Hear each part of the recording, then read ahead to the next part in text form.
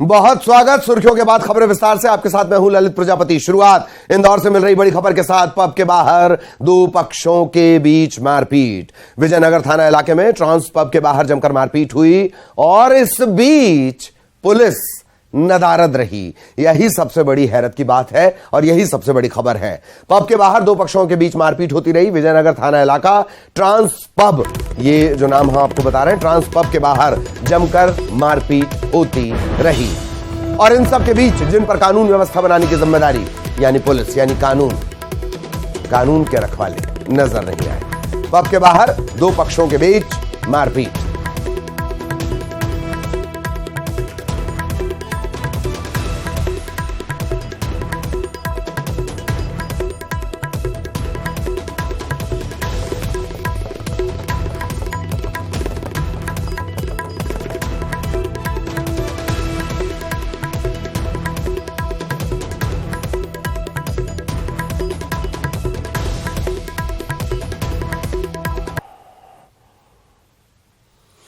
और अगली खबर मुरैना से, जहां महाराणा प्रताप की मूर्ति के साथ तोड़फोड़ की गई।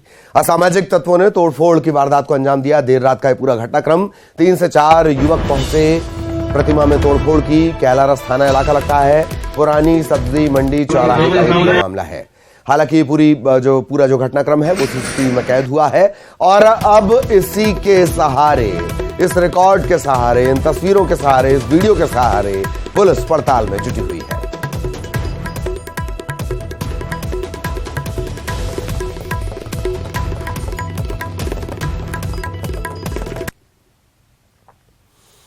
भोपाल से बड़ी खबर। सीएम शिवराज सिंह चौहान आज रीवा के दौरे पर रहेंगे। आज मुख्यमंत्री शिवराज सिंह चौहान का रीवा में मेगा रोड शो होना है। लाडली बहना योजना की तीसरी किश्त भी मुख्यमंत्री जारी करेंगे। कॉलेज चौराहे से अस्पताल चौराहे तक ये पूरा आयोजन होगा। जन दर्शन कार्यक्रम में मुख्यमंत्री शामिल होंगे।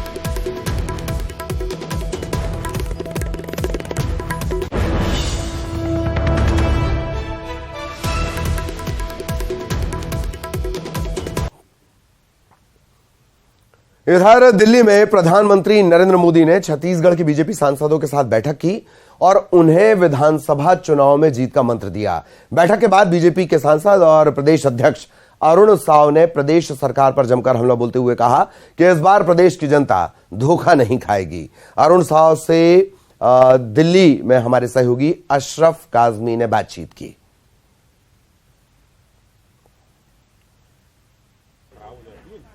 मध्य प्रदेश छत्तीसगढ़ भाजपा सांसदों की क्लास आज प्रधानमंत्री ने ली है और इस पाठशाला में चुनाव कैसे जीतना ये गुरु मंत्र दिया है।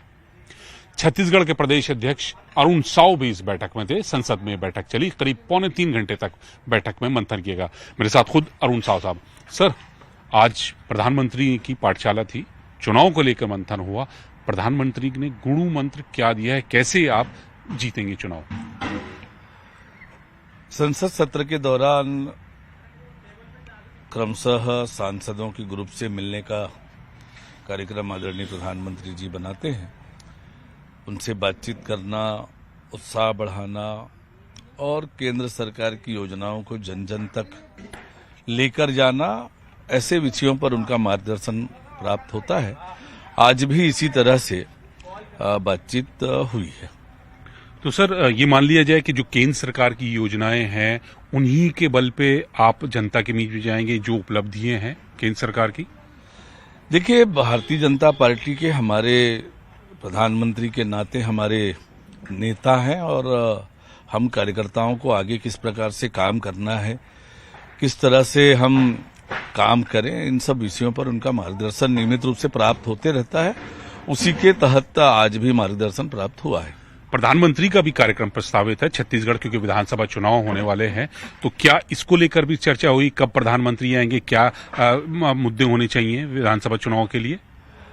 आज की बैठक में केवल सामूहिक बातचीत हुई है। प्रधानमंत्री आदरणीय नरेंद्र मोदी जी का रायगढ़ में दौरा प्रस्तावित है और हम सब कार्यकर्ता, छत्तीसगढ़ के कार्यकर्ता आदरणीय प्रधानमंत्री जी के स्वागत के लिए उत्साहित हैं और निश्चित रूप से रायगढ़ में उनकी जो सभा होगी वो ऐतिहासिक होगी। कार्यकर्ताओं में, क्षेत्र के लोगों में प्रधानमंत्री जी के आगमन को लेकर भारी उत्साह है।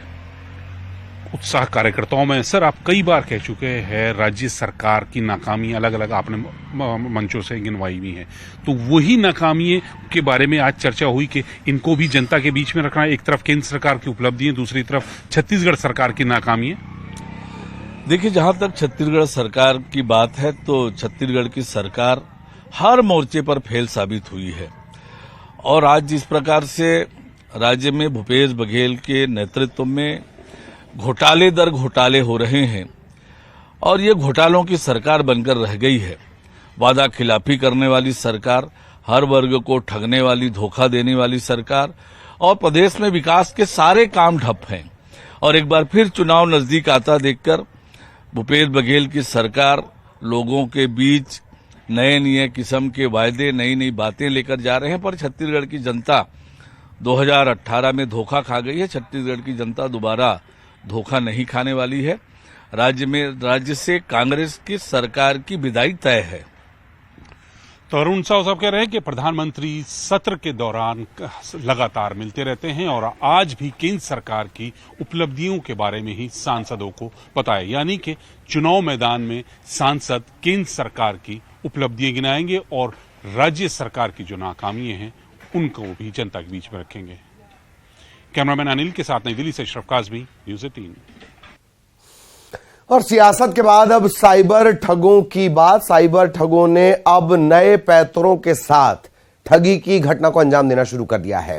वॉइस क्लोनिंग के जरिए ठगी के मामले सामने आ रहे हैं। राजधानी पुलिस ऐसे ठगों से बचने की सलाह दे रही है। देश के अन्य कई राज्यों में वॉइस क्लोनिंग के जरिए ठगी की गई है। ठग आपकी आवाज को रिकॉर्ड कर हूबहू उसकी क्लोनिंग कर आपके परिवार को भय या मुसीबत में फंसे होने का झांसा देकर ठगी कर रहे हैं। ऐसे ठगों को काबू में करने के लिए रायपुर पुलिस ने तैयारी शुरू कर दी है। पुलिस का कहना है कि जब भी ऐसे कॉल आए जिसमें पैसे की मांग की जा रही है तो उसे क्रॉस चेक जरूर करें। एक्सपर्ट की माने तो वॉइस क्लोनिंग संभव है क्योंकि एक ऐप का इसमें इस्तेमाल होता है। कस्टमर केयर समेत अन्य कॉल आते रहते हैं और जिसके जरिए आवाज को रिकॉर्ड कर क्लोनिंग की जाती है। क्लोनिंग कैसे संभव हो पाता है? मेरी अगर आवाज़ है, जैसे आप बता रहे थे, किस तरह की संभव है ये वॉइस क्लोनिंग? हाँ, बहुत आसान सी बात है। आपको दिन भर में कम से कम 8 से 10 कॉल आती हैं मार्केटिंग के नाम पे, और वहाँ पर वो आपसे बातचीत करते हैं। उस बातचीत में ही आपकी वॉइस को रिकॉर्ड किया जाता है।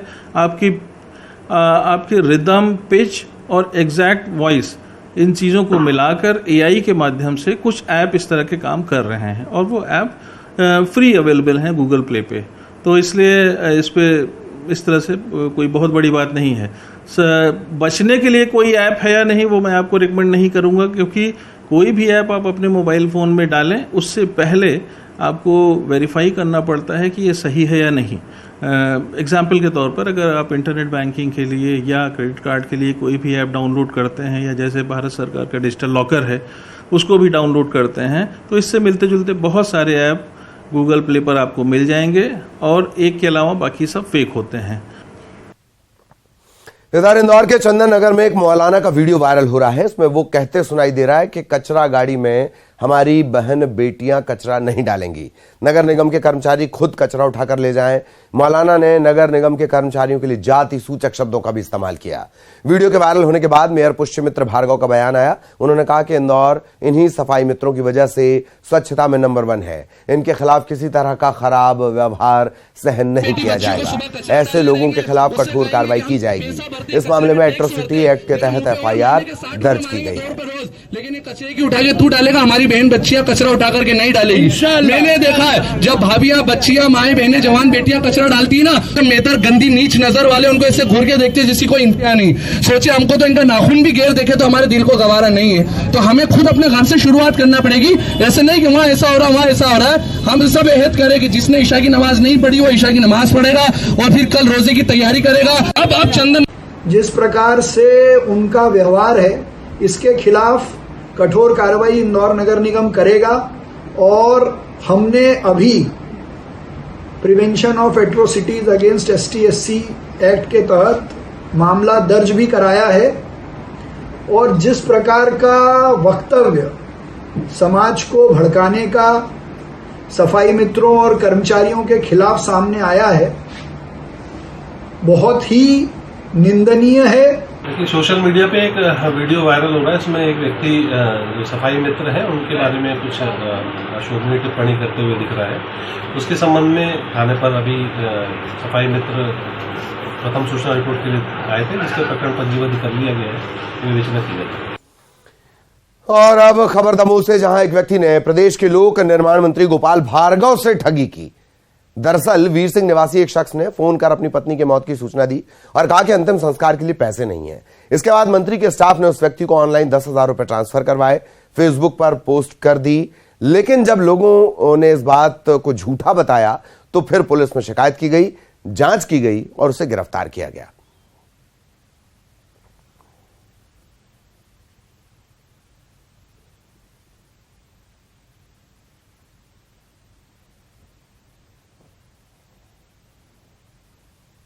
मंत्री जी ने उसकी मदद के बतौर जो उसने बताया कि वो क्यूक्स की वहाँ खड़ा हुआ है, उस वहाँ का नंबर लेके उसके खाते में पैसे डाल दिए थे। खाते में 5,000 और 10,000 रुपये डाल दिए, 5,000 2 बार।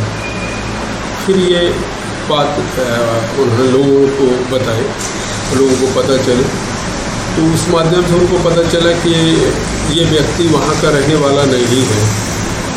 तो उसकी शिकायत उन्होंने उनके स्टाफ द्वारा थाना गढ़ाकोटा में की गई थी। इस पर 420 का मुकदमा कायम किया गया। इंदौर क्राइम ब्रांच ने ऑपरेशन प्रहार के तहत ब्राउन शुगर की तस्करी करने वाली महिला और पुरुष को गिरफ्तार किया है। पकड़े गए आरोपियों से 40 लाख रुपए की 266 ग्राम ब्राउन शुगर बरामद की गई है। ये लोग राजस्थान से ब्राउन शुगर लाकर इंदौर में बेचा करते थे। क्राइम ब्रांच ने बाईपास इलाके से ब्राउन शुगर की तस्करी करने वाली महिला सपना देवकर और उसके भाई दीपक को गिरफ्तार किया है। इन्होंने खुलासा किया कि राजस्थान से ये ब्राउन शुगर लाते थे और इंदौर में बेचा करते थे। लंबे वक्त से ये तस्करी चल रही है। राजस्थान के तस्करों के नाम सामने आए हैं। इंदौर क्राइम ब्रांच अब राजस्थान पुलिस से संपर्क कर रही है।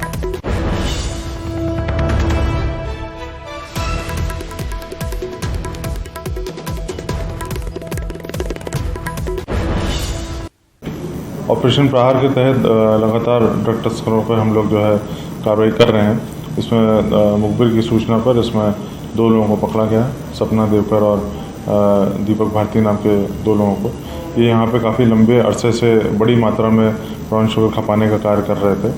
इनसे अभी करीब 266 ग्राम लगभग 40 लाख रुपए की ब्राउन शुगर इनसे पकड़ी गई है।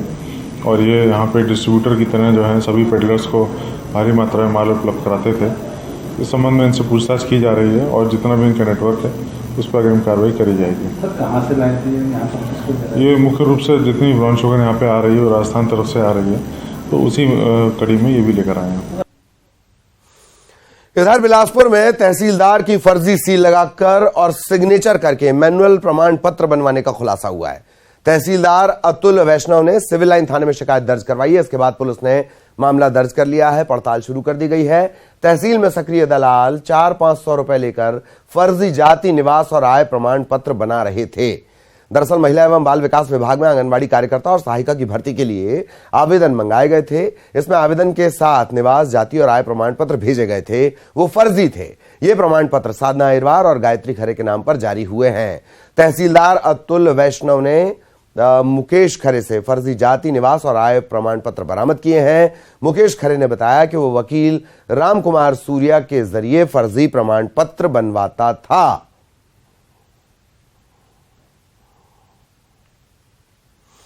और अब दुर्ग से बड़ी खबर, ऑनलाइन सट्टेबाजी पर शिकंजा कसा गया है। ऑनलाइन सट्टा महादेव ऐप के खिलाफ कार्रवाई की गई है। महादेव बुक नंबर 456 के खिलाफ कार्रवाई की गई है। सेक्टर 1 उद्यान से 6 आरोपी गिरफ्तार किए गए। लैपटॉप, मोबाइल और कई दस्तावेज इनके पास से बरामद किए गए हैं।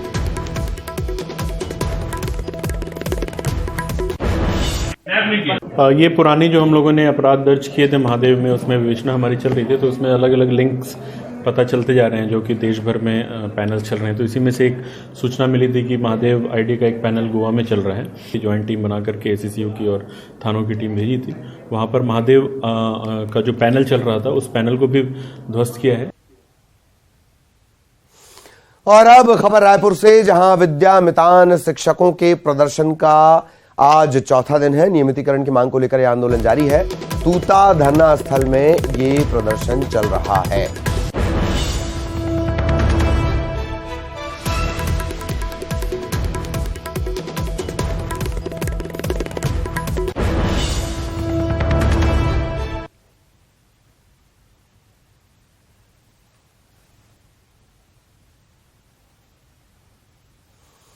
मात्र ₹1 में लाइब्रेरी की लाइफ टाइम मेंबरशिप। सुनकर हैरान हो गए होंगे आप, लेकिन यह सच है। इंदौर के रीगल चौराहे स्थित गवर्नमेंट अहिल्या सेंट्रल लाइब्रेरी ₹1 में लाइफ टाइम मेंबरशिप दे रही है।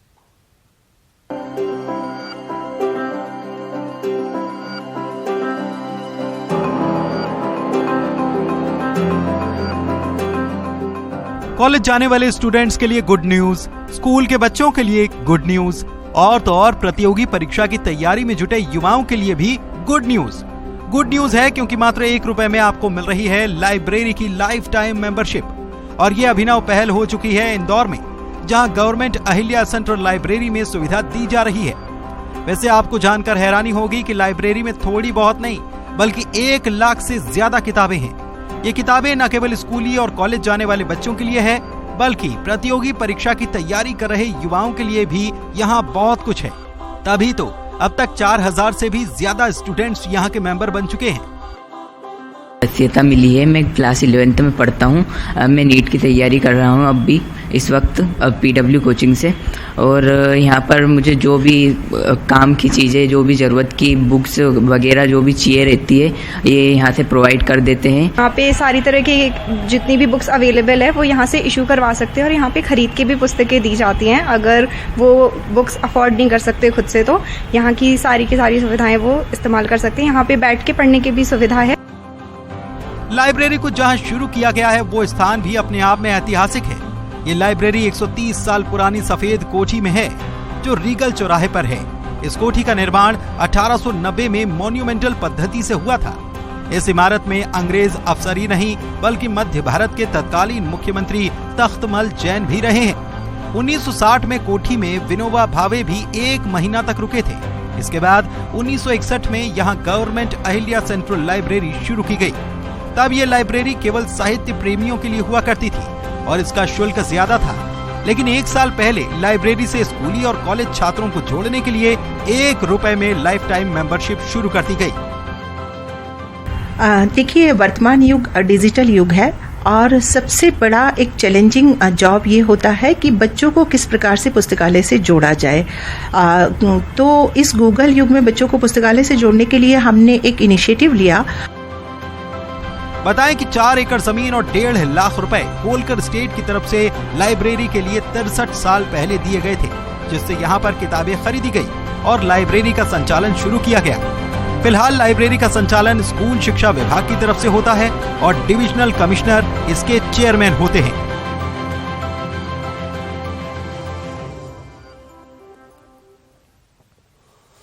और इसी के साथ इस बुलेटिन में इतना ही। खबरों का सिलसिला जारी रहेगा। आज कहता है वोटर की टीम मुरैना जिले की सुमावली विधानसभा में आ चुकी है।